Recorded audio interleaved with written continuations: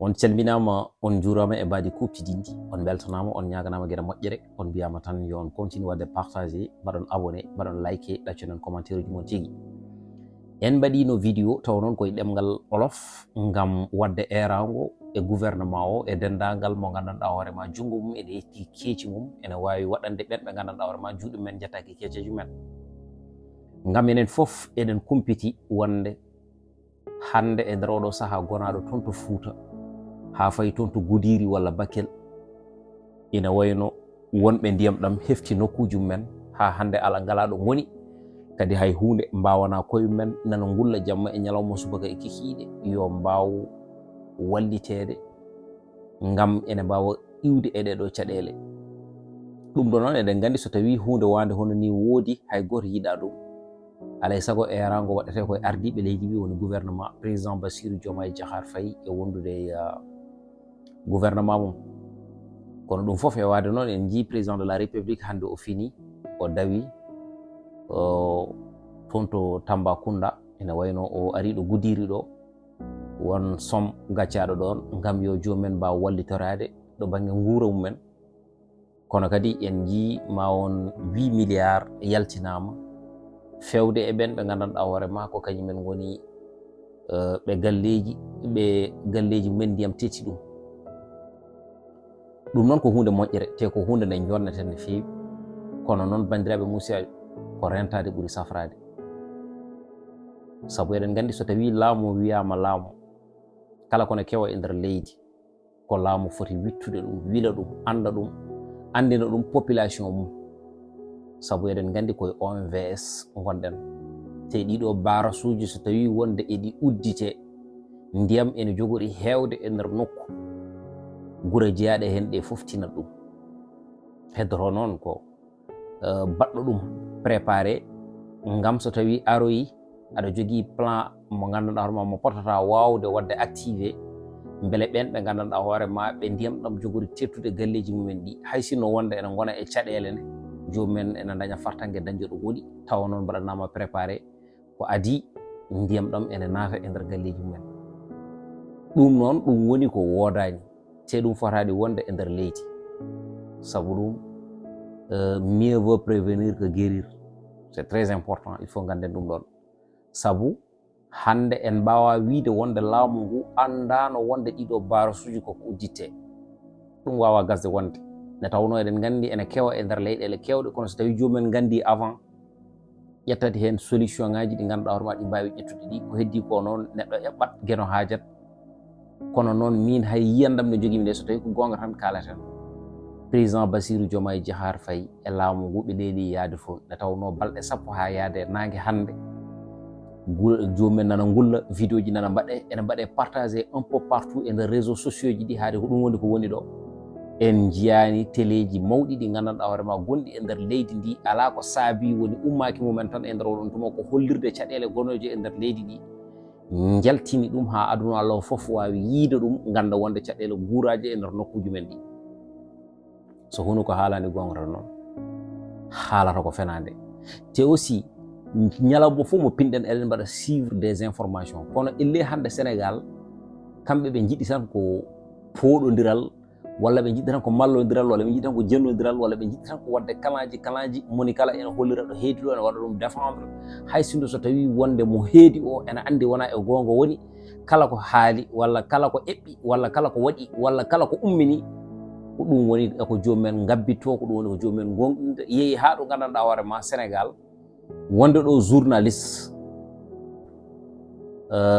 ko hunde hersinide nde tawno a yiyat journaliste uji ɗi gandanɗa hoorema kañumen kollirtoɗo keedi te kadi aussi guila subaka ha kekiɗe ala ko wonata ummaki mumen e fandare mumen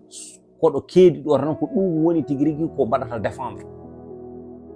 kañumen hajumen ala eko kewata e nder leydi ndi, ala aussi e potal, ala e hokkirde information ngaji ɗi ganduɗa hoorema baɗɗi fiable taw koye valable. jiiya chroniqueur uji ɗi ganduɗa hoorema photoɓe wawde haalde e kala sujet so tawi ari dokka hen jiyanɗe mumen. Kono kañumen ko wuuriɓe tan diwi wuurade wonde ko yidde andinde bandiraɓe min jooɗiɗo ɗo hen e télé o wona population joɗinimi ɗo ko opposant walla joɗinimi ɗo tigui rigui ko parti pouvoir.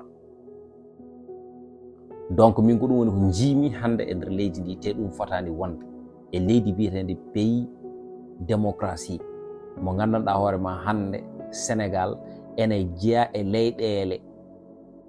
battaɗe daroggal ɗo banggue démocratie nde tawno to wiyete wonde Sénégal ene jogori huɓɓude walla ne jogori wadde coup d'état ji walla caɗele goɗɗe ene jogori addude hen foof ko ɗon Sénégal hollirta bon exemple.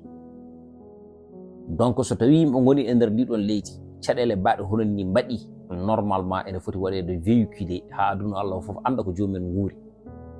c'est parce que je ne peux pas concevoir ko kewno Touba ko ne kewri Touba ni wona yiɗande men aussi ɗum ɗon kewa Touba mais ne ɗum waɗi nde en ronon tuma en jii site uji ɗi e téléji ɗi kamɓe fof ɓe dok ɓe payi toon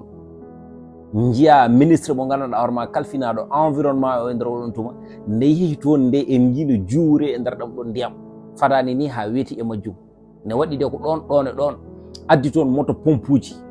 waɗi ɗum toon e nder oɗon tuma eywa ɓe nawi toon kadi aussi ko gandanɗa hoorema ko alimentation ha joni alimentation o ene fecce toon gasani e nder d' après information ngaji ɗi keɓɗen eɓe gandanɗa hoorema galleji men nanni ndiyam.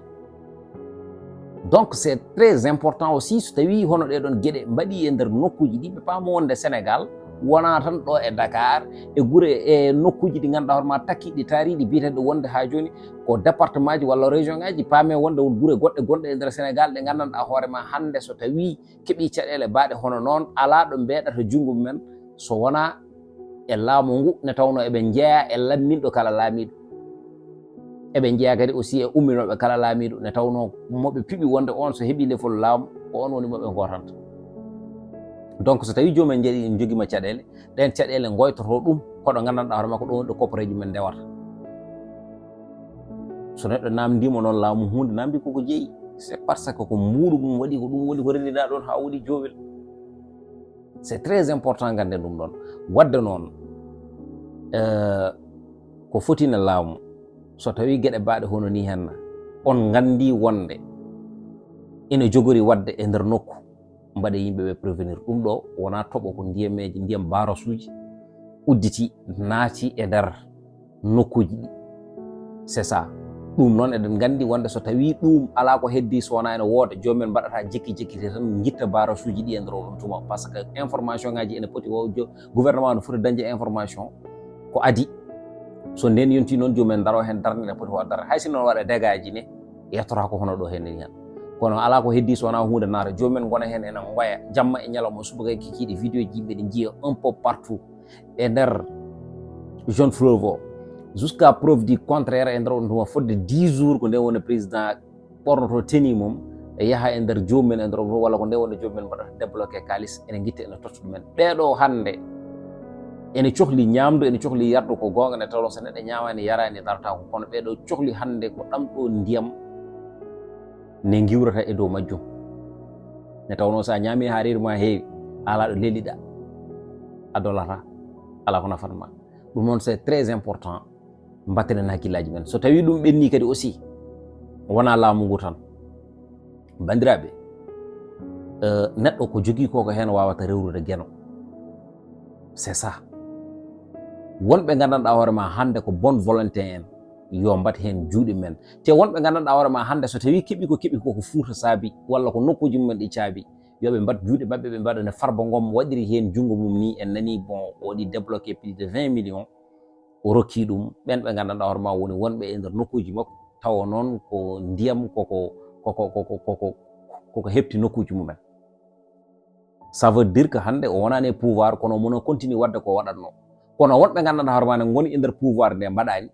so jalti pouvoir kay hay goto ɗaminta koye mumen ni te guila nden fewde joni aussi neɗɗo foof ene wawi wadde sutodire neɗɗo ni hay sinno wonde a waɗani hen copareje jaahaɗo mumen ƴeewa ɗumen danda e mumen sunare nde c' est très important. joni noon sumgoji nana gara on jiyata jomumen militant ji men nana dogna e nder galleji mon e nder oɗon tuma te jomumen mbawa hay huɓɓude auroji mumen mbaɗa hen essence gara tawa on to gonɗon ɗo ndenda e mon ɗeɗon metti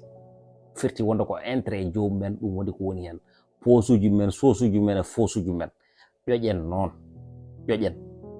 allahumma salli ala seydina mouhammadin on calminama.